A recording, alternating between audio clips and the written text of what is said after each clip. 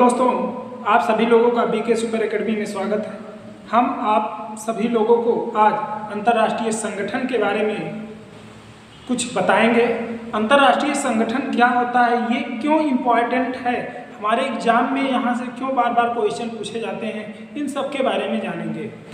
अब अंतर्राष्ट्रीय संगठन की अगर हम बात कर रहे हैं तो अंतर्राष्ट्रीय संगठन को इंटरनेशनल ऑर्गेनाइजेशन के नाम से जाना जाता है।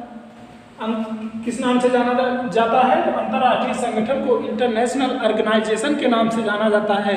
और इसमें इंटरनेशनल ऑर्गेनाइजेशन की बात करें तो इसमें हमारे बहुत से ऐसे संस्थान आते हैं, ऐसी संस्थाएं आती हैं जो अंतर्राष्ट्रीय संबंध को बनाती हैं। अब अंतर्राष्ट्रीय संबंध को बनाने की बात यह है कि हमारे जो कई देश हैं इनके बीच कैसे सामंजस्य स्थापित किया जाए, इनके बीच कैसे मार्केट के लिए कैसे व्यवस्था बनाई जाए, कैसे इनके बीच टैक्स लगे कि कैसे मार्केट हो, आयात निर्यात वस्तुओं का कैसे हो, कैसे अंतर्राष्ट्रीय हमारे न्यायालय की बात की जाए, ये सब चीज़ों के बारे में हम बताएंगे। तो आज जो हमने टॉपिक लिया है उस टॉपिक का नाम है अंतर्राष्ट्रीय संगठन। और अंतर्राष्ट्रीय संगठन के अंतर्गत आज हम जो पढ़ेंगे उसमें हमारा हो जाएगा वर्ल्ड बैंक, ठीक है। किस बैंक की बात करें? World bank. IMF क्या होता है, और जो हमारा ITO है इंटरनेशनल ट्रीटी ऑर्गेनाइजेशन क्या होता है, इन तीन चीज़ों के बारे में हम पढ़ेंगे। और आगे चल के हम यूएनओ के बारे में पढ़ेंगे, यूएनओ महासभा क्या होता है, और IFC के बारे में पढ़ेंगे जो कि ये IBRD है, हमारा IDA है, इन सब चीज़ों के बारे में हम पढ़ेंगे। लेकिन आज का जो टॉपिक है उसमें फोकस जो किया गया वो IMF है, वर्ल्ड बैंक है, और क्या है, वर्ल्ड ट्रेड ऑर्गेनाइजेशन है। इन तीनों चीज़ों के बारे में हम अच्छे से आज पढ़ेंगे। तो आइए देखते हैं कि अंतर्राष्ट्रीय संगठन की आवश्यकता क्यों पड़ी, क्या जरूरत थी इन संस्थाओं की स्थापना की, जो कि ऐसी संस्थाएं हमें बनाने पड़ी। तो हम बात करते हैं द्वितीय विश्व युद्ध के समय की बात करते हैं, जब द्वितीय विश्व युद्ध चल रहा था, ठीक है। तो 1944 की बात है, जब द्वितीय विश्व युद्ध चल रहा था तो उस समय हमारे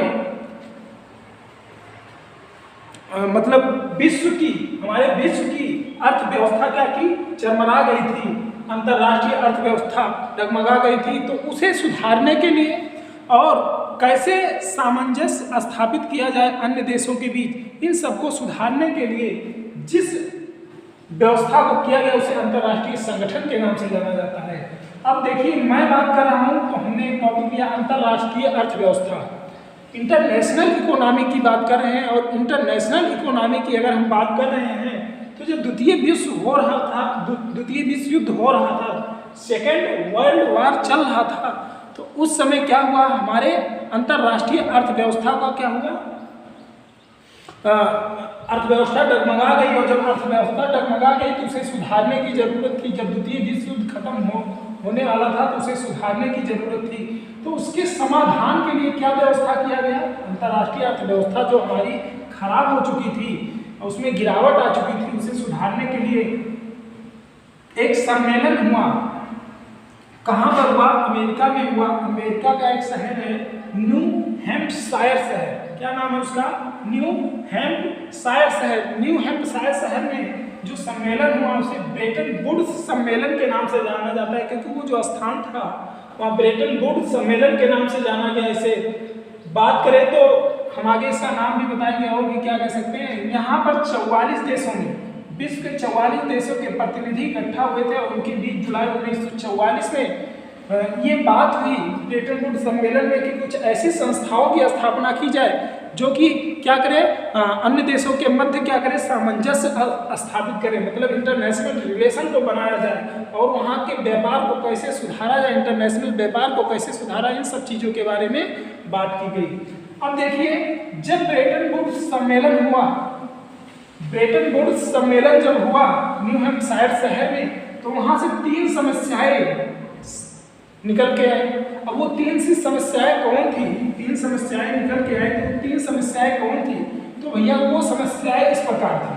पहली समस्या की बात करते हैं तो अंतर्राष्ट्रीय तरलता और अंतर्राष्ट्रीय मौद्रिक स्थिरता की बात निकल के आई। अंतर्राष्ट्रीय तरलता, जो मार्केट में तरलता आ गई थी उसकी बात हुई, और अंतर्राष्ट्रीय मौद्रिक स्थिरता की बात, और मौद्रिक जो हमारी मौद्रिक नीति थी वो स्थिर हो चुकी थी, तो वहाँ पे सुधार करने की जरूरत आई।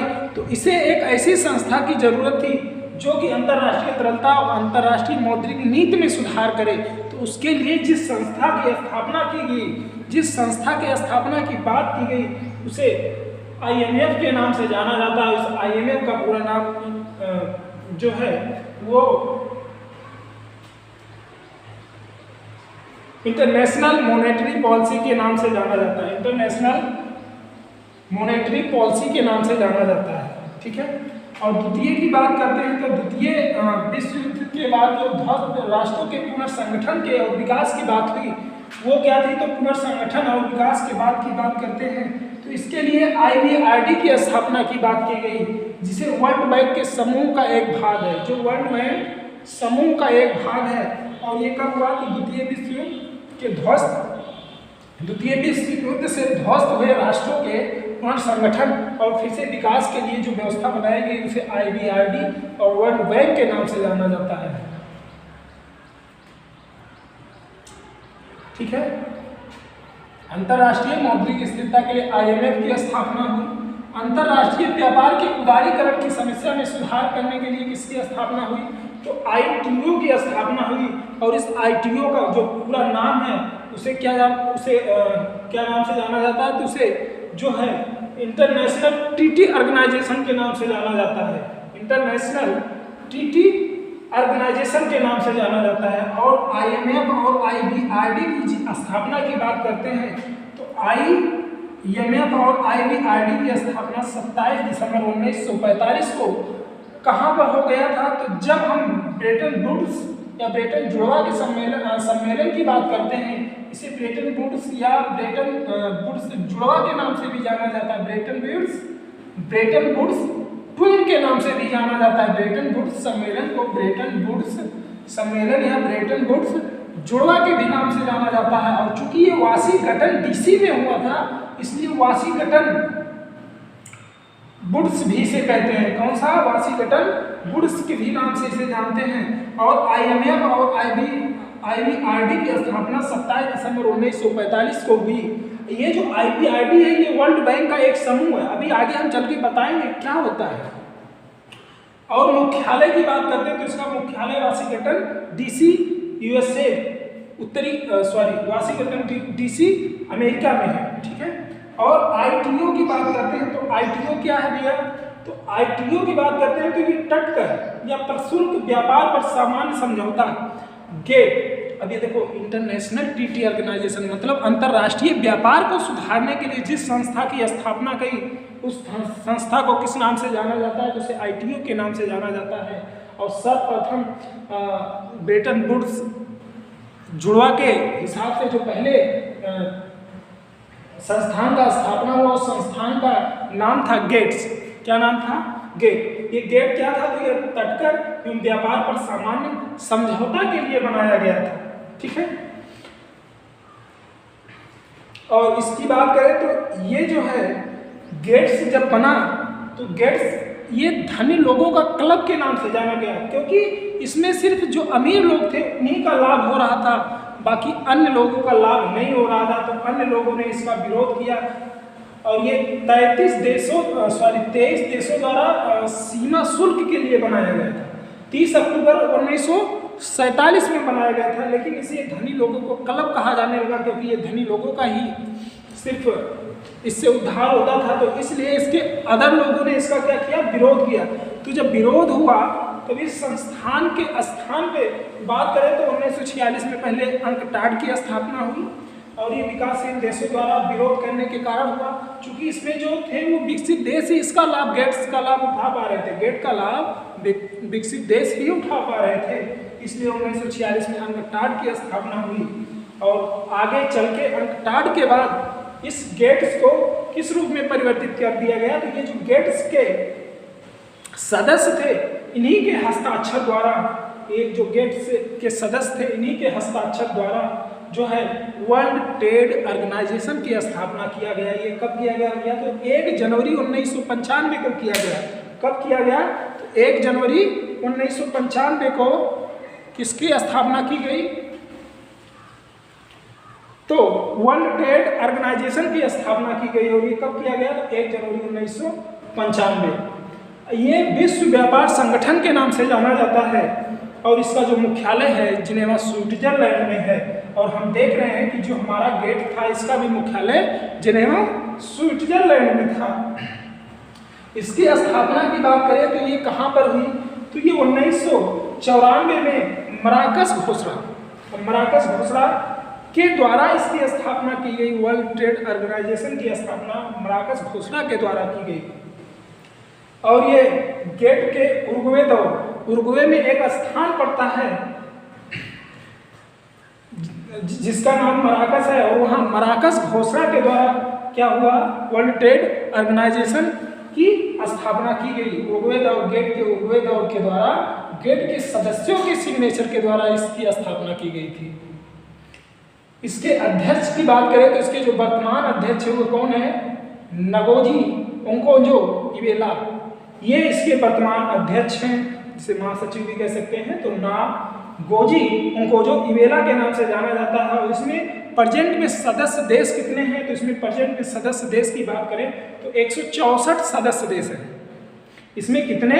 तो 164 देश है। और 164वां जो अंतिम देश है उस देश की बात करते हैं तो उस देश को किस नाम से जाना जाता है दोस्तों? तो जो अंतिम देश है उसको अफगानिस्तान के नाम से जाना जाता है। क्योंकि ये जो अफगानिस्तान देश है ये अंतिम में जाके जुड़ा और ये 164वां अर्थात अंतिम देश है जो कि वर्ल्ड ट्रेड ऑर्गेनाइजेशन में भाग ले चुका है। तो टोटल 164 देश हैं। 164वां देश कौन है? तो अफगानिस्तान है।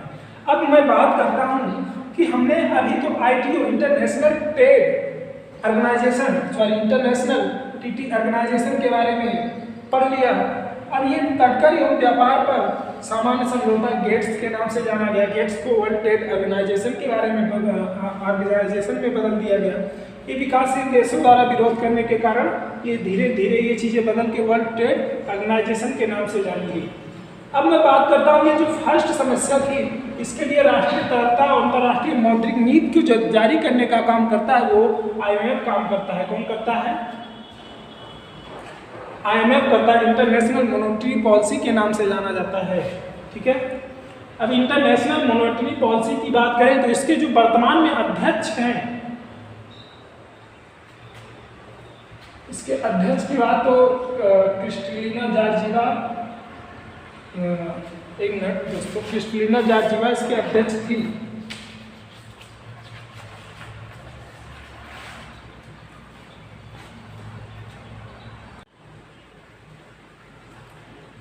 हाँ दोस्तों, हम बता रहे थे कि जो IMF है इंटरनेशनल मॉनेटरी पॉलिसी है, इसके अध्यक्ष की बात करें तो ये जो इसका अध्यक्ष होता है वो अमेरिका का ही नागरिक बनेगा। हमेशा इसका अध्यक्ष कौन बनेगा? तो अमेरिका का नागरिक होना चाहिए, वही इसका अध्यक्ष बनेगा। जबकि वर्ल्ड बैंक की बात करते हैं तो वर्ल्ड बैंक का अध्यक्ष बनने के लिए वो यूरोपियन नागरिक होना चाहिए। कहाँ का?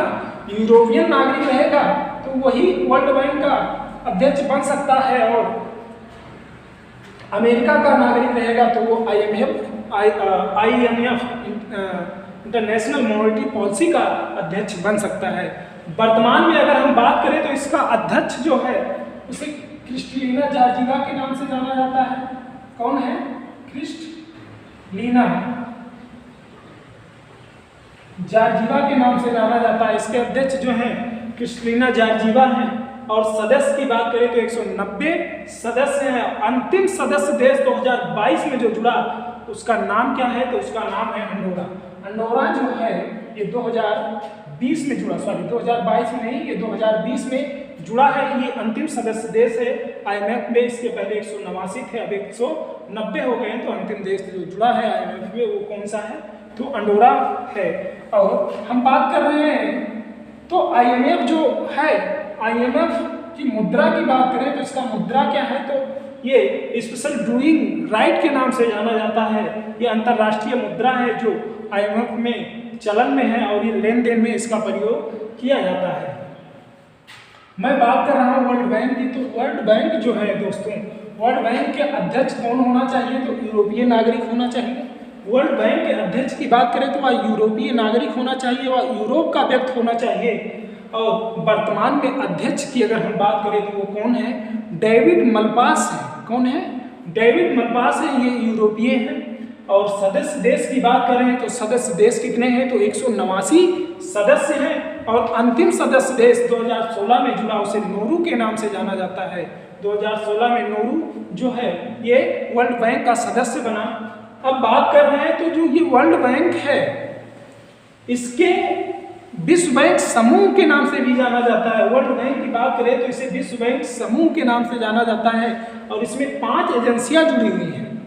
वर्ल्ड बैंक में 5 एजेंसियां काम करती हैं। और पहले एजेंसी की बात करते हैं तो वही अपना IBRD है, जो यहाँ पर जिसकी समस्या द्वितीय विश्व युद्ध के ध्वस्त राष्ट्रों के पुनर्गठन के समय जो किया गया IBRD वो है। दूसरा IDA है, तीसरा IFC है, चौथा मीगा है और पांचवा ICSID है। ये 5 एजेंसियां हैं। इन पांचों एजेंसियों को मिलाकर दोस्तों विश्व बैंक समूह बना है, विश्व बैंक बना हुआ है, वर्ल्ड बैंक बना है। इसमें 5 एजेंसियां काम करती हैं। IBRD इसे 1945 में बनाया गया। IDA इसे 1960 में बनाया गया। IFC इसे 1956 में बनाया गया। मीगा ये कब जुड़ा वर्ल्ड बैंक में? तो ये 1988 में जुड़ा। और ICSID 1966 में जुड़ा। तो ये 5 एजेंसियां हैं जो विश्व बैंक समूह के नाम से जानी जाती हैं और ये वर्ल्ड बैंक के अंतर्गत काम करती है। दोस्तों हम बात कर रहे थे IMF की, तो इसकी एनुअल रिपोर्ट जो जारी करता है ये वर्ल्ड इकोनॉमिक आउटलुक है, ये वार्षिक रिपोर्ट जारी करता है। ऐसे वर्ल्ड बैंक का भी जो है वार्षिक रिपोर्ट जारी होता है। तो हम ये बताना चाह रहे हैं आप लोगों को कि ये वार्षिक एनुअल रिपोर्ट जो आती है उसी के आधार पर कैसे देश के बीच संतुलन चल रहा है उस सब चीज़ों को देखा जाता है। इंटरनेशनल रिलेशन, इंटरनेशनल ऑर्गेनाइजेशन का मतलब ये है कि जो हमारे विश्व के देश हैं उनमें सामंजस्य स्थापित करना, कैसे व्यापार होगा, कैसे टैक्स लगेगा, इन सभी चीज़ों के बारे में पढ़ा जाता है और ये सभी जानकारियाँ हमें मिलती हैं। दोस्तों हम आप लोगों को करंट अपडेट के साथ वर्ल्ड बैंक, IMF और वर्ल्ड ट्रेड ऑर्गेनाइजेशन के बारे में बता दिए हैं।